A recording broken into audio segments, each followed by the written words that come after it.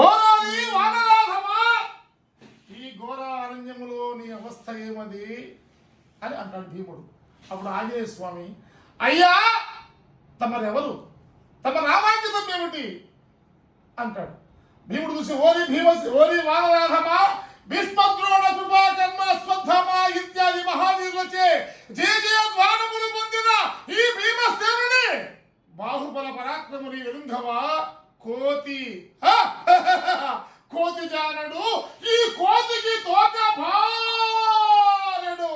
ఇన్ను నీ వారమును బట్టి ఇదిరము తిప్పి సముద్రముల ఆవలి విసర వేసిన నీకు దిక్కు ఎవరురా కోతి? అయ్యా మేము కోతులమే, మాలాంటి పక్క చిక్కిన కోతుల కంపుదమని చూతురయ్యా. నీలాంటి కండలు పెంచుకున్న తిండి కోతుల మకం బాగా చూతురా మూర్ఖుడా. ఓరి నన్ను మూర్ఖుడు అంటావా?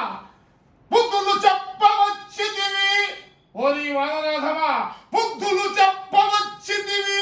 భూమికి జానడు లేవు చూడగలు, కొద్దిగా ఉన్న పిట్ట కూతగనంబని సామెతాయరా.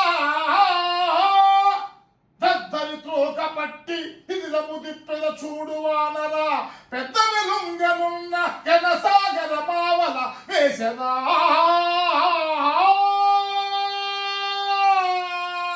ఓరి వానరాధమా, నీ వారమును బట్టి సముద్రముల ఆవల పాలవేసిన నిన్ను మీ శ్రీరాముడు కాపాడునా.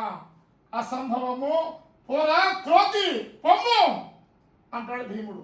ఆంజనేయ స్వామి చూసి, ఓరి భీమసేన, ఒక పండు కొరకింత ప్రకటమై పడరాని పాటెల్ల పడితివో పాండుపుత్ర.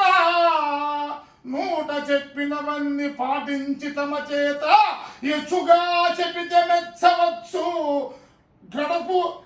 గడప దాటలేక ఇంత నగుమోము పాలైతివే, ఇంత నీచ బ్రతుకేల కుంతి తనయా పాండు తనయా.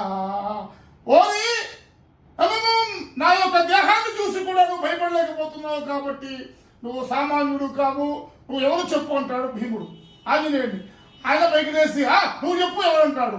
ఓహో, మా తండ్రి వాయుపుత్రుడు, మా తండ్రి వాయుపుత్రుడు అంటే నువ్వు వాయుపుత్రుడివే, నేను వాయుపుత్రుడిని, మన ఇద్దరికి ఎందుకు సమరము, యుద్ధమేలా?